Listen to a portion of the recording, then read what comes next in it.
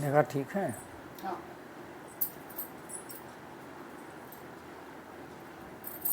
ओम गुरुर्ब्रह्मा गुरुर्विष्णु ऊर्जा के साथ। गुरुर्देव महेश्वरः। मैं ऊर्जा के साथ होगा ये, ना एकदम तेज आवाज ना एकदम धीमी। ओम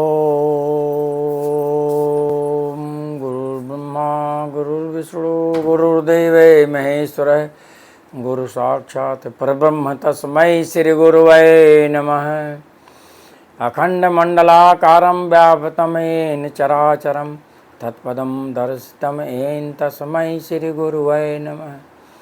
ध्यानमूलं गुरुमूर्तिपूजामूलं गुरुपदं मंत्रमूलं गुरुवाक्यं मोक्षमूलं गुरुकृपा। ओम तस्मै श्री गुरुवे नमः। ओम तस्मै श्री गुरुवे नमः। मित्रों, आज हम आपको ज्योतिष कुंडली के माध्यम से कुछ बातें हम आप तक पहुंचाएंगे। आज लोग लड़की लड़कियों की शादी में कुंडली मिलान या नाम से मिलान करके शादी विवाह को इतश्री समझते हैं, और कुछ ऐसे पंडित भी हैं जो कम जानकार हैं, वो अपना इधर उधर करके काम कर देते हैं, जो उचित नहीं है। पहले तो ये मैं बात बता दूं आपको कि ये जल्दी से ही 100-200 वर्ष से यह बात आई है कुंडली मिलान की। नहीं तो लोग पहले ही जब लड़की पसंद आ गई, लड़का पसंद आ गया तो शादी कर लेते थे, इसमें कोई दिक्कत नहीं थी। यही मैं समझता हूँ कि करीब 70-80 वर्ष या 100 वर्ष कह लीजिए के अंदर ये ज़्यादा चीज़ें हो गई, और नाम से बैठा के शादी कर दे रहे हैं। तो यह भी एक प्रकार का उनका आत्मविश्वास है, बन जाता है, कोई दिक्कत नहीं है। लेकिन जो लोग या जिनके पास बच्चों की जन्म पत्री में जिनका टाइम सही होता है, डेट सही होता है, उनका तो मिलाना जरूरी भी हो जाता है। बच्चे और बच्चियां, लड़के और लड़कियों की कुंडली को मिलान करना चाहिए। लेकिन हम ये देखते हैं कि मिलान में सिर्फ बस ज्योतिष में एक चीज़ देखते हैं। क्या देखते हैं? चंद्रमा। चंद्रमा को, दोनों चंद्रमा के राशियों को देख लिए, किस राशि में हो, किस राशि में हो है। उन दोनों कुंडलियों का गुण, भकूट अष्टकूट जो कुछ है मिलान करके कह दिए भाई इतने गुण से बैठता है। अब यह बताइए आप, बच्चों बच्ची की कुंडलियां जब सत्य हैं, उसमें टाइम सही है, तो केवल चंद्रमा ग्रह को ही मान करके अब कुंडली बैठा दी जाए तो क्या यह सही है? बाकी जितने भी 7 ग्रह हैं, क्या वह काम जीवन में नहीं करते हैं? यही सबसे बड़ी भूल है जो पंडित जी लोग करते हैं, और यह बहुत बड़ी भूल है। अगर टाइम सही है दोनों का, तो आप केवल चंद्रमा से मिलान ना करिए। चंद्रमा से आपने बैठा दिया, अब सपोज कर लीजिए किसी का चंद्रमा से 16 गुण आ रहे हैं, तो बाकी 7 ग्रह से आपने नहीं देखा, लग्न से नहीं देखा, नवमांश से नहीं देखा। जो नवमांश जो है बच्चों और बच्चियों के लिए अत्यंत आवश्यक है शादी में, उसको आपने देखा नहीं। हमने यहाँ बहुत से कुंडलियों का मिलान किया, बहुत से देखा, लेकिन लोग के अंदर इतनी गंदगी भर गई कि अरे महाराज पंडित जी ने बताया 16 गुण से नहीं बैठ रहा है, 16 गुण से बैठ रहा है, कैसे शादी होगी। अरे भाई चंद्रमा के गुण को हटा दीजिए, चंद्रमा तो और भी तो 7 ग्रह हैं, जो बैठेगा कि नहीं बैठेगा उसको नवमांश में देखिए।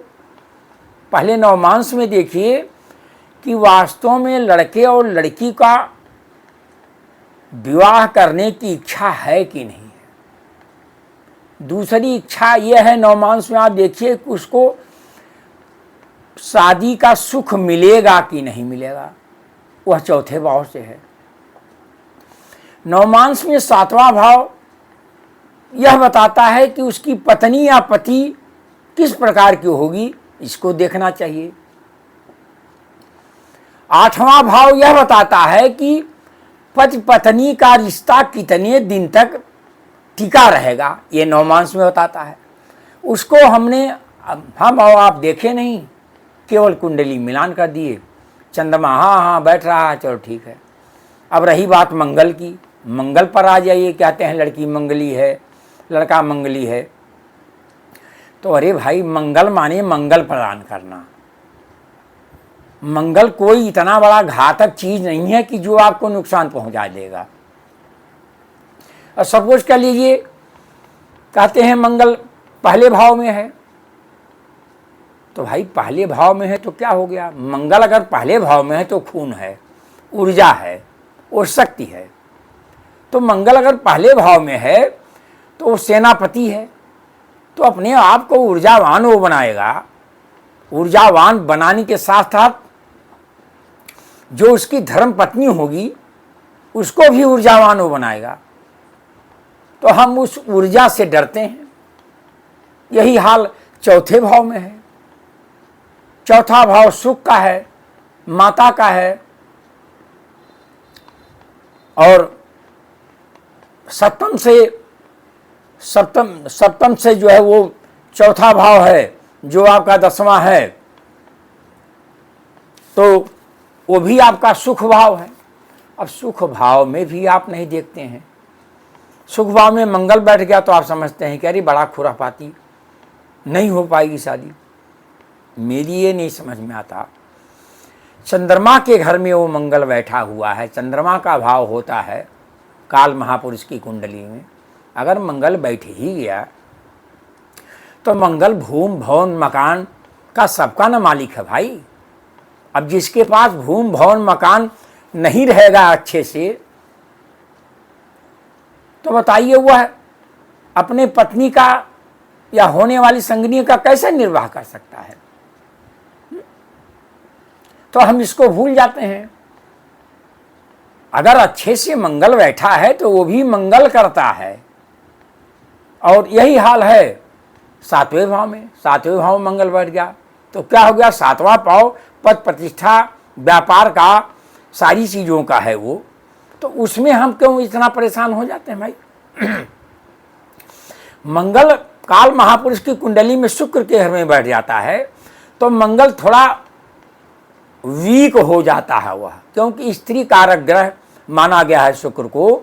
तो मंगल अगर बैठ जाता है वहाँ तो स्त्री कारक ग्रह में जब बैठ जाता है तो मंगल थोड़ा सा कमजोर हो जाता है, क्योंकि एक सेनापति, एक ऊर्जावान व्यक्ति एक स्त्री से ज़्यादा आंखें नहीं मिला सकता है, क्योंकि ऊर्जावान होता है, वह सम्मान करता है। तो इस नाते लोग डरते हैं कि अरे भैया कहीं छोड़ दे, न कहीं कुछ न कर दे। ऐसा कुछ नहीं है। 8वें भाव का भी मंगल कहते हैं लोग। अरे भाई 8वां भाव का है, 8वां भाव मृत्यु है, 8वां भाव रिसर्च है, 8वां भाव जो है गड़ा हुआ संपत्ति है, 8वां भाव वसीयत है। तो उसमें मंगल बैठ जाएगा तो आपको अच्छा नहीं करेगा। अगर अच्छे तरीके से बैठा हुआ है तो वो भी अच्छा करेगा। तो इस नाते अब यही हाल 12वें भाव का भी है। 12वां भाव सैया का है, अस्पताल का है, और बहुत सारी चीज़ें जो है दान का है, खर्चे का है, उसमें भी बैठ जाए मंगल। तो मंगल के बैठने से हानि नहीं है, और ग्रहों को भी देखना चाहिए कब समय उसका कब आता है, उसके अनुसार। दशम में मंगल है, दशम में मंगल बहुत अच्छा काम करता है, उसमें ही पंडित जी कहते हैं अरे यार दशम में मंगल है। तो आप यह बताओ कि 100 में से 75 कुंडलियाँ मंगल कहीं कहीं बैठे होते हैं, तो क्या मंगली हो गई? ऐसा कुछ नहीं है मेरे भैया। आप इसके संशय छोड़ करके सबसे बड़ी बात यह है कि उसको नवमांस में आप देखो, अगर पति पत्नी का दोनों का नवमांस ठीक तरीके से है, और देखने वाला जो पंडित है, देखने वाला जो विद्वान है, अगर अच्छी तरह से उसकी जानकारी है तो आपको बताएगा। और नहीं छोटे मोटे नीम हकीम खतरे जान से आप दिखाओगे तो वह एक लाइन में कह देगा और आप परेशान हो जाओगे। तो इस नाते महाशय हम आप लोगों से यही करवत प्रार्थना करते हैं कि शादी विवाह बहुत ध्यानपूर्वक हर चीज़ देख करके, सारी चीज़ें अगर आपको पसंद आ जाए तो आप शादी कर सकते हैं, उसमें दुविधा नहीं है। उसमें आप क्या कर दें, अगर आपको बहुत ज़्यादा डर प्रतीत हो रहा है तो भगवान विष्णु के सहस्त्र नाम का जप करा दीजिए। लड़के वाले भी करा लें, लड़की वाले भी करा लें, तो उससे बहुत सारे संकट कट जाते हैं। अब मंगल के चक्कर में तो भाई आपकी शादी या विवाह में बड़ी अड़चनें होंगी। इस नाते आज से हम कुछ ज्योतिष का ज्ञान आप लोगों को दे रहे हैं, और अगर ज़रूरत है आपको तो हम ज्योतिषी विश्लेषण भी करते हैं, साथ साथ कुछ आयुर्वेदिक दवाइयों का भी जो है प्रचार प्रसार करते हैं। उसमें अगर कोई किसी को दर्द है या किसी भी प्रकार की अगर उसको बीमारी है तो हम उसको कोशिश करते हैं कि वो बीमारी जड़ से ही ठीक हो जाए, क्योंकि सबसे बड़ा जड़ है आपका लीवर। अगर आपका लीवर सही होगा तो हर हाल में आप स्वस्थ रहोगे। तो पहले आपको खान पान ये सब ध्यान देना पड़ेगा, और ज़्यादा से ज़्यादा आपको जितने आप अच्छा खान पान करोगे, अच्छे से चलोगे, उतने आपका समझ लीजिए शरीर स्वस्थ रहेगा। तो ये सब चीज़ें हम आपको बताएंगे, और बहुत सारी चीज़ें हैं जो कि जो है जब कोई मिलता है तो उससे बताया जाता है क्योंकि हर चीज़ फ़ोन पर बात नहीं की जा सकती है। यह है कि हमारा फ़ोन नंबर नोट कर लें। अगर आपको ज़रूरत है ज्योतिषी विश्लेषण की अथवा आयुर्वेदिक औषध के बारे में जानने की, तो आप मुझसे संपर्क कर सकते हैं। और मेरा संपर्क नंबर है, नोट कर लीजिए, 94 51 46 35 71। 94 51 46 35 71। एक बार और हम आपसे बता देते हैं, 94 51 46 35 71। इसी के साथ हम एक आयुर्वेद की, आपको अगर बहुत शरीर में दर्द है, पूरे बदन में परेशानी है, तो हम आपको एक छोटा सा नुस्खा आपको बता देते हैं। अगर आप उसका इस्तेमाल करोगे तो आपको 21 दिन में ही पता चल जाएगा कि शरीर की बीमारी धीरे धीरे अपने आप जाने लगी। तो उसमें आप फटाफट कलम और कागज़ निकालिए और उसको नोट करिए कि दर्द की अचूक दवा है। किसी भी शरीर में कहीं भी किसी भी प्रकार का दर्द हो, तो पेट में दर्द हो, गांठ में दर्द हो, कहीं भी किसी भी प्रकार को हो, तो आप उसको इस्तेमाल करेंगे। तो आप नोट करिए, पहला है अश्वगंधा, लिखिए 100 ग्राम अश्वगंधा, 100 ग्राम, त्रिफला 100 ग्राम, सौंठ 50 ग्राम, मीठा सोडा आता है, एक खारा धोने वाला, एक खाने वाला सोडा। तो खाने वाला जो सोडा है वह 15 ग्राम, लहसुन 50 ग्राम, मेथी 50 ग्राम। इन सब का आप एक पाउडर बना लें और पाउडर बना करके 1 चम्मच सुबह गुनगुने पानी से अथवा दूध से और 1 चम्मच शाम को अगर आप खाएंगे नित्य, तो निश्चित रूप से आप देखेंगे कि 21 दिन के अंदर अंदर आपके जो शरीर में दर्द है, अकड़न है, सारी चीज़ें हैं जो काम नहीं कर रही है, वह आपका काम करना शुरू कर देंगी। तो एक छोटा सा नुस्खा है, एक बार हम फिर बता दे रहे हैं, उसको नोट कर लीजिए। देखिए, अगर ना नोट किए हों कि अश्वगंधा 100 ग्राम, त्रिफला 100 ग्राम, सौंठ 50 ग्राम, मीठा सोडा 15 ग्राम, लहसुन 50 ग्राम, मेथी 50 ग्राम, इन सब का पाउडर बना लें और पाउडर बना के खाना शुरू कर दें, तो आपका ऑटोमेटिक दर्द धीरे धीरे कम हो जाएगा। और इसके साथ अगर इसका चाहें तो तेल भी बना लें डाल करके, और तिल के तेल में आप शुद्ध तिल का तेल हो, इनमें खौला दीजिए।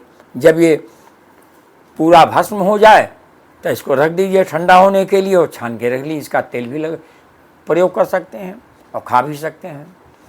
तो इसी के साथ हम जो वीडियो आपके सामने हमने पेश किया है, उसको आप करिए और स्वस्थ और सुखी रहिए और मस्त रहिए। और सुबह में 1 लीटर से 1.25 लीटर पानी हल्का सा गुनगुना करके, और उसको बैठ करके पहला काम है पानी पीना, और वो भी घूंट घूंट करके पानी पीजिए 10 मिनट 15 मिनट। इससे आपकी धीरे धीरे समझ लीजिए कि 50% बीमारियां तो अपने आप जाने लगेंगी। केवल 1 लीटर से 1.25 लीटर पानी पीने से ही सुबह उठिए, तुरंत पानी पीजिए घूंट घूंट करके, जैसे चाय पिया जाता है। 10 मिनट 15 मिनट लगाइए अपने शरीर के प्रति, तब तो आपका जीवन सुखी रहेगा। क्योंकि सुबह का पानी, ऊषा पान जिसको कहते हैं, और शाम को दूध, यह प्रयोग करना चाहिए। इससे आप स्वस्थ और सुखी रहेंगे। इसी के साथ हम अपना वीडियो को विराम देते हैं और